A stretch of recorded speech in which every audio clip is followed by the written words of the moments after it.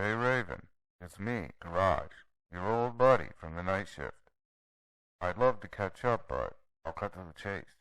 In this video, we're reviewing Armored Core 6, Fires of Rubicon, a mech-based combat game developed by From Software and published by Bandai Namco Entertainment.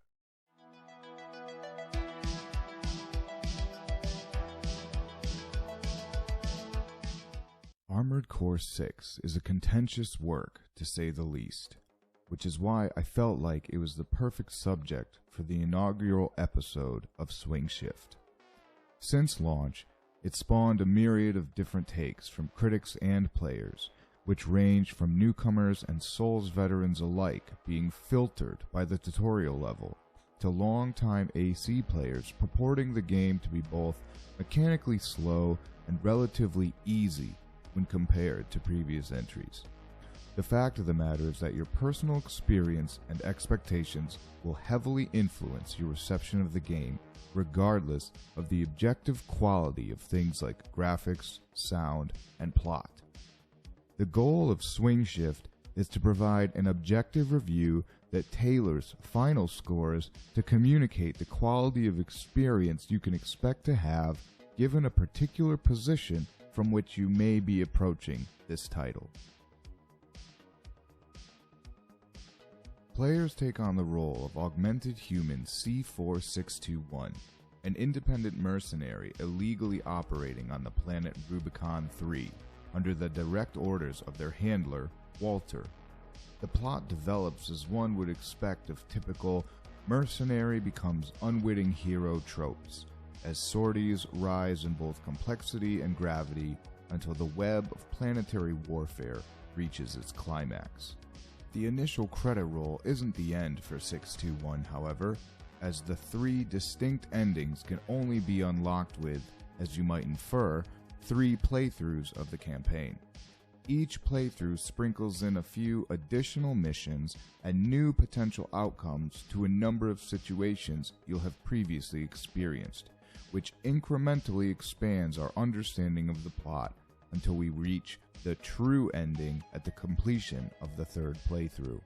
Although I found all 3 endings to be questionable in both morality and scope of impact when considering the long-term effects of our actions, the delivery of the plot itself, which is done exclusively through character dialogue and a handful of scripted intermissions, is thoroughly enjoyable. The English-dubbed characters are all colorful and unique, with a number of standout performances by DC Douglas, Chris Hackney, and Patrick Seitz, to name a few. Got 13 sound off. Armored Core 6's gameplay loop has caught a lot of people off guard. A direct departure from the open-world nature of FromSoft's recent hit, Elden Ring, the game progresses over the course of distinct, enclosed levels. Also unlike other Souls-likes is the absence of a constant threat of imminent death. Basic enemies can't kill you with a couple of well-placed blows. There are little to no platforming mechanics or areas where a poorly placed dodge roll spells the end. It's quite the opposite, in fact. From the onset, your machine is a masterpiece of destruction that is capable of destroying half a dozen or more basic enemies with a single missile barrage. You are encouraged to blaze through environments as quickly as possible, and will typically score better in the game's mission ranking system by sacrificing combat in favor of speed. If it sounds like the game is relatively easy, you're right, until a boss shows up and completely reverses the dynamic of power. The game's pacing is foreshadowed perfectly in the first level, which lulls players into a sense of dominance before swiftly pitting them against a challenging boss. The AH-12 helicopter is an artistic masterpiece of an encounter, with the aircraft literally coming out of left field to abruptly interrupt the conversation between 621 and handler Walter that led us to believe we had successfully completed our mission for the time being. For many, including myself, the aircraft's initial appearance meant a swift end.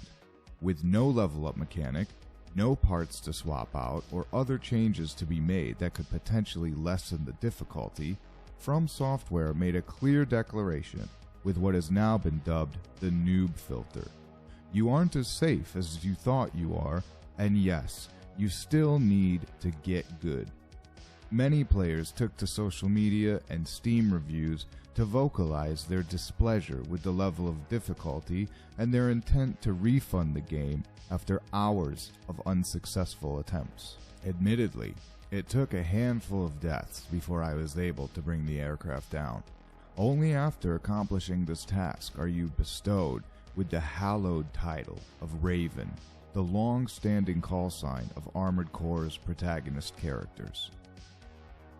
By the end of release day, I was able to replay and complete the tutorial mission with an S-rank result, which included downing the boss in a mere 45 seconds. This proved to me that the game's mechanics were sufficient to overcome the boss's firepower disparity when utilized effectively. The same holds true for the entirety of the game's enemy roster, with the player's build basically determining how great said disparity is at the start of any given encounter. Judging Armored Core 6's visuals and sound is a distinct dilemma, as the sequence we are treated to on the title screen is basically as good as it gets. Horrified wonder grips me as I observed the Ashmead pile bunker being withdrawn from its victim back into its housing. Black oil runs slickly off the metal implement like blood as the aggressor slowly pulls away from the still corpse of its slain adversary. The focus shifts to the head's lens aperture, and we are deliberately shown that this creature is thinking and contemplating before a flash of light draws its gaze and it moves on to engage its next target. The bleak and muted tone of these visuals convey a looming sense of darkness that, coupled with the somber, retro synth-style music, makes you feel like you're in an ancient place, that the machines themselves are all that exist. There's nothing here but war and death and burnt steel. Rubicon truly feels like a ruin. Unfortunately, this means that the majority of the world is largely forgettable. The ACs and bosses are clearly the centerpiece attractions, and you may find yourself realizing that you're once again fighting a fantastic-looking boss or bosses in a wide-open and bland space. The majority of the original soundtrack is lost underneath the sounds of battle, although the symphony of explosions, arms fire, thrusters, and laser eruptions is a beautiful cacophony in its own way. Special mention goes to Grid 8-6 and the Rough and Decent track from the OST, which not only captures the ancient feel and immense scope of Rubicon's old architecture, but also gives us a real feel for the character of the location's new inhabitants.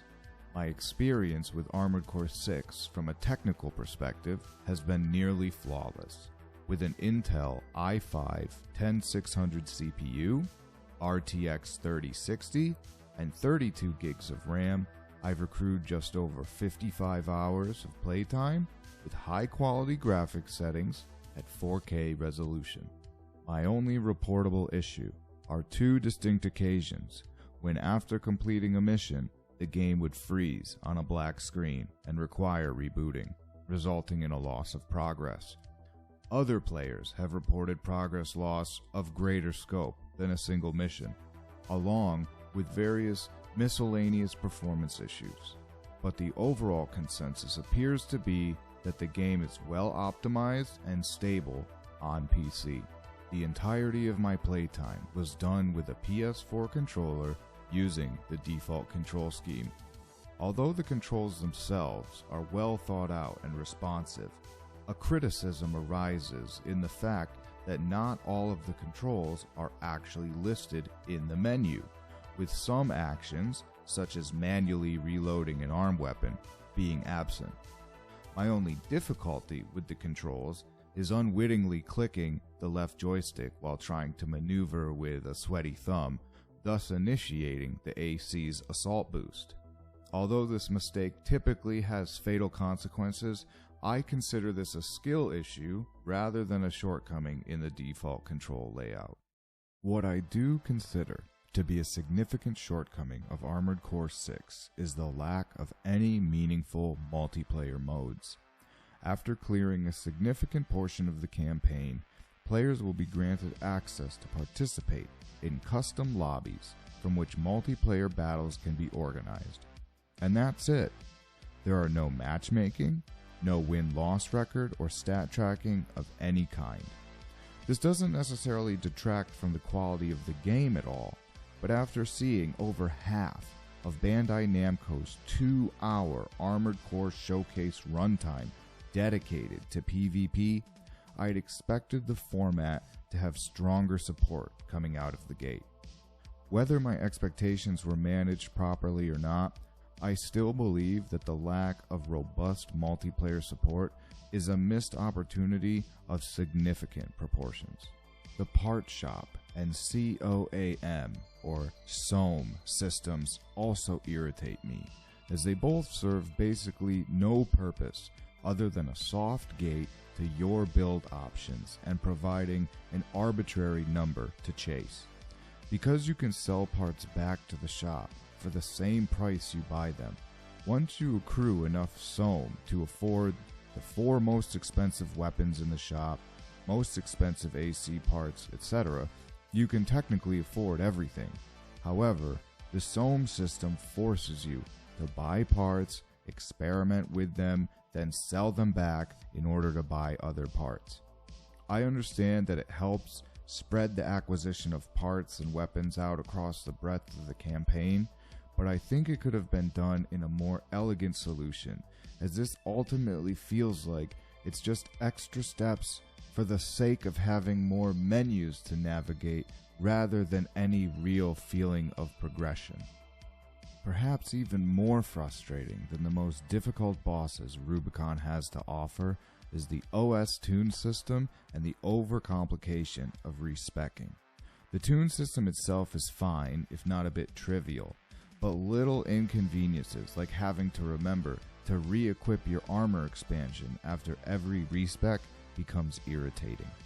Tuning itself is not a fast process due to having to navigate through a number of menus in order to find your intended upgrade and then confirming each upgrade iteration. Having to do this over and over again when trying new builds ends up taking a lot of time better spent playing the game.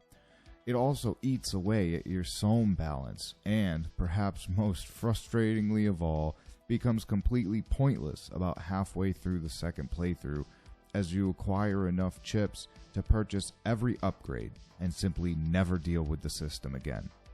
It ultimately provides an illusion of choice through the first campaign and a soft upgrade to your damage and defense thereafter. If you're coming in early, expect a punishing experience from the start. Despite a recent patch to help smooth out the difficulty spikes, they're still there and are a fundamental part of the game. You can expect to spend hours and even days overcoming these, despite blowing through the majority of campaign missions in a matter of minutes. Because of this, many find the story to be disjointed and the mech-based combat to feel unsatisfying. This innate frustration makes it difficult to appreciate the game for what it is, and you'll likely get tired of having to swap out your personally designed build for the parts and weapons that most easily trivialize the encounter you're currently stuck on. Final score, 5.0. Likely to not enjoy, unless you have a very clear understanding of what you're getting into. Even then, you won't really know until you hit your first big wall. If you're used to burning midnight oil, Armored Core 6 is loaded with the granular adjustments, intricate controls, and complex encounters you've come to expect from Software and previous titles. The breakneck pace of the game keeps the story flowing, whilst multiple endings, additional parts, and the challenge of S-ranking every mission provides players with plenty of motivation to keep coming back after the initial credit roll. The lack of legitimate multiplayer outside of basic competitive lobbies, while generally not considered a critical feature, is a missed opportunity of enormous proportions. Final score, 8.5. The high and lows expected from Software experiences is undoubtedly present.